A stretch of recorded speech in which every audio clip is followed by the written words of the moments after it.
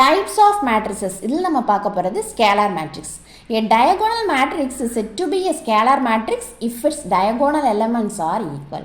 First, square matrix na என்னது? Number of rows which is equal to number of columns. அந்த மாதிரி இருந்தால் அதை ஸ்கொயர் மேட்ரிக்ஸ் அப்படின்னு சொல்லுவோம். சரியா?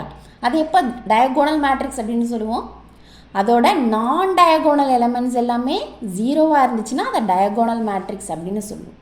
இப்போது டயகோனல் மேட்ரிக்ஸை எப்போ ஸ்கேலார் மேட்ரிக்ஸ் அப்படின்னு சொல்லுவோம் அப்படின்னு பார்க்க போகிறோம். சரியா?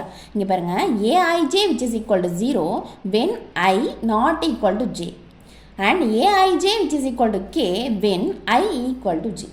ஸோ இதில் பார்க்கும்போது உங்களுக்கு கன்ஃபியூஷனாக இருக்கும். ஸோ எக்ஸாம்பிள் பார்க்கும்போது உங்களுக்கு கிளியராக புரிஞ்சிடும். ஓகேவா? இப்போ பாருங்கள், ஏன்றது ஒரு மேட்ரிக்ஸு. இதில் ரோஸ் எத்தனை இருக்குது? 2 ரோஸ் இருக்குது, 2 காலம்ஸ் இருக்குது. அப்போ இது என்ன மேட்ரிக்ஸு? Square matrix.